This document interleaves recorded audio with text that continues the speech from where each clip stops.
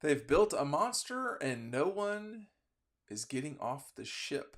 That was what one insider told me not that long ago about Georgia's program, as everyone is still reconciling a month later, about not quite a month later, that Nick Saban's not going to be in the way anymore for the Dogs. Um, it will be Kalen DeBoer, who's about to sign the number two recruiting class in the country. Although Bama did have a lot of departures after Nick Saban's departure. Uh, this person's opinion was that Georgia is in the best position of anybody out there, and that they will fully take advantage of it. One other thing that was pointed out, when I've known some of these people for a long time, and I said, Georgia was the best team 3 years in a row, and they only won two national championships.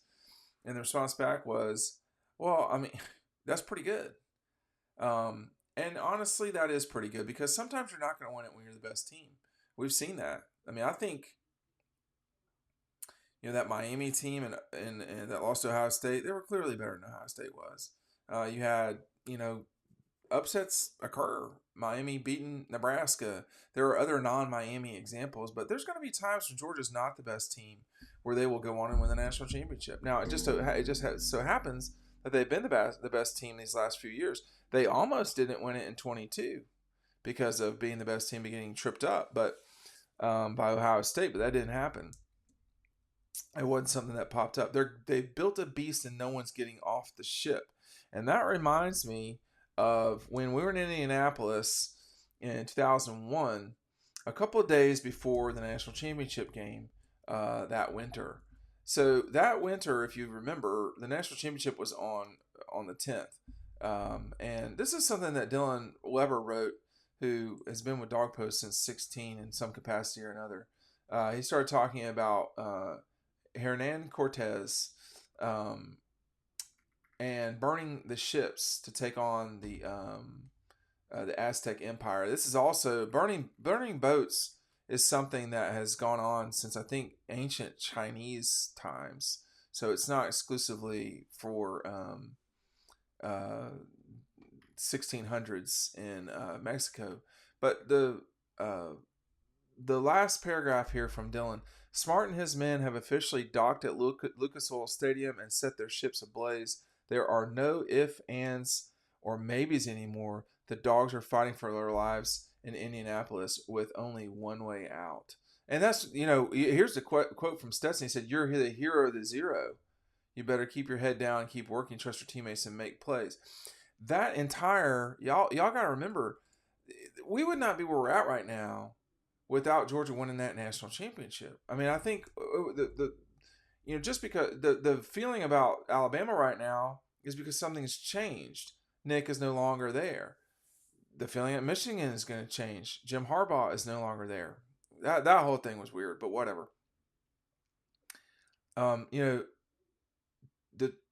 two people, the most recent person not named Kirby Smart to have won the national championship, who's in coaching, you want to take a second to guess? I'll give you a moment. If you guess Dabo Swinney, you're correct. So, Jim Harbaugh, he's not at Michigan anymore. Nick, he's not at Alabama. Easy Ed Orgeron, he's long gone, man. He's not been at LSU for a long time now. So, when this moment happened, everything changed for Georgia, okay? And that's why we're at this point today. This is a Keely Ringo signed exclusive here. You hear the book. Did you hear the book cracking? No, I didn't do it that time. I've got a few of these left. The link is down below. You can check that out. Our look at Georgia's national championship forward by my buddy Jeff Foxworthy. Keely only signed a limited number of those, so get that while you can today. The link is down below.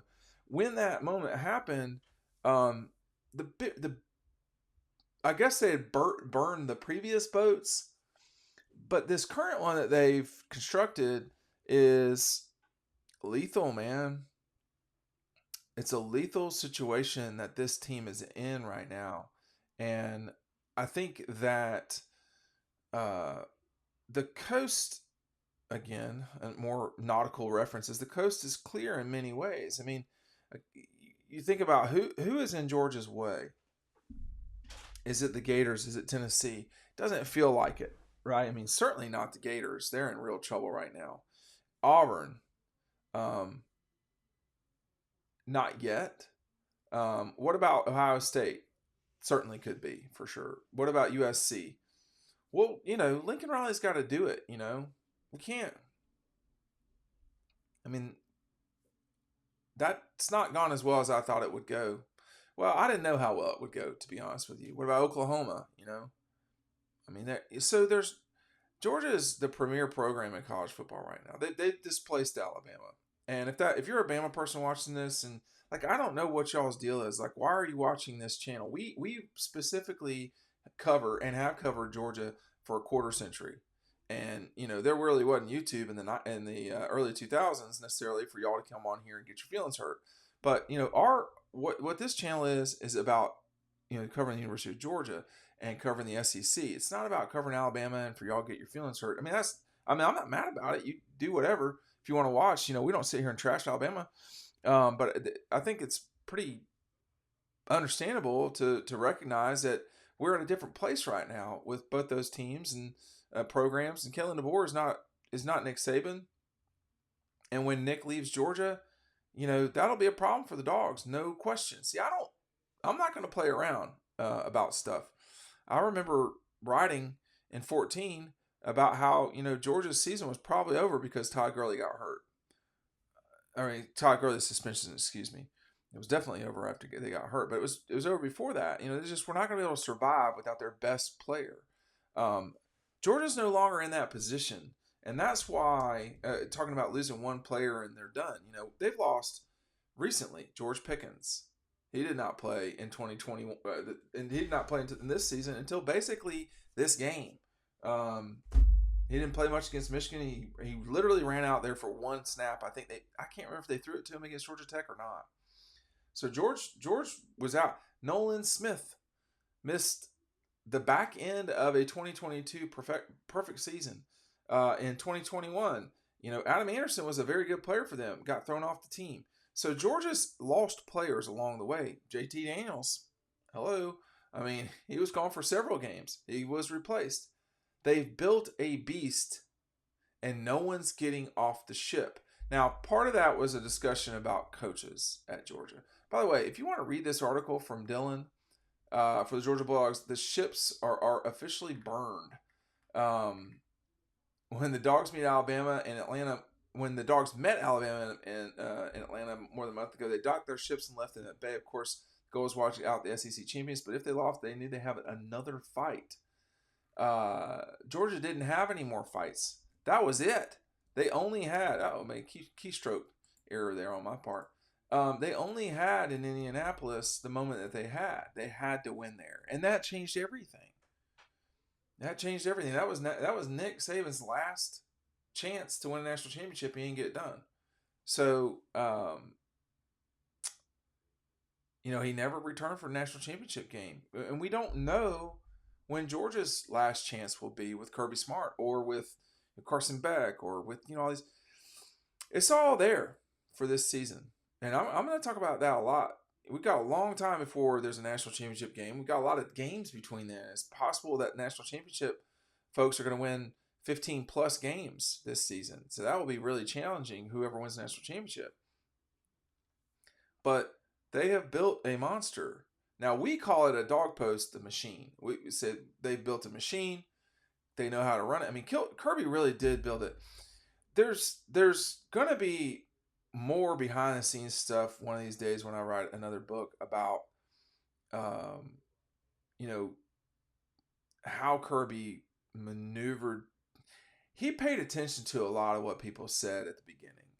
And I think, I don't know. I would be kind of putting words in his mouth. I don't think he was trying to do it someone else's way necessarily. I think if you remember that 16 season, they were trying to play the style of offense that they eventually did play, which was just like maul people. They just didn't have the offensive line, okay? But he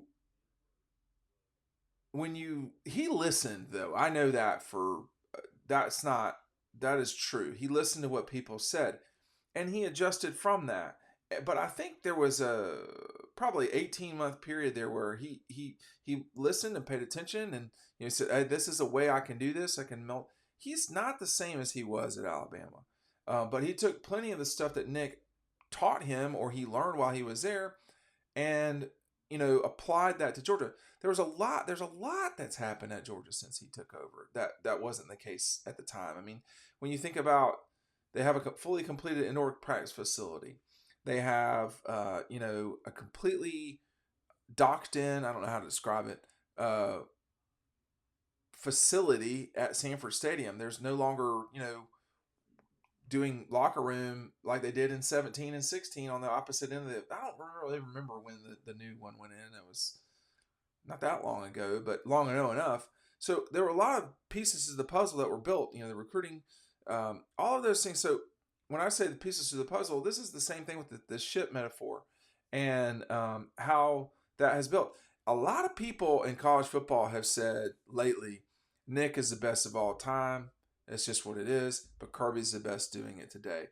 I think that 2023 was probably, Nick's striking back for the final time and winning a game with a team that really, that should probably be written about by someone over there with some background knowledge and reporting skills, because it was a spectacular job of coaching by Saban and his staff.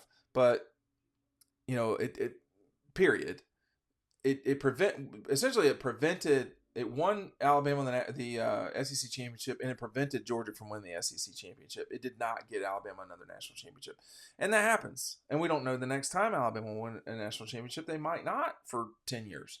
I mean, they didn't just print them over there. You go look at the history from 1980 until 2008. They won one national championship. I mean, that's not a lot. Auburn has won one national championship in that amount of time. So lately, Florida State, there's a lot of people. Georgia Tech could make the claim that at one moment they were a national champion in a 20-year period. So, or that's almost 30-year period. So it covers, it's a lot of lipstick on a pig there for some not great times at Alabama, but there was really good times too. These are the glory years, though, at Georgia. And that's why that ship, which no longer has Nick Saban, the pirate, in the sea, running them down, that's why this is looking better and better for the Dogs, but they got to go do it. They're the ones that have to do it.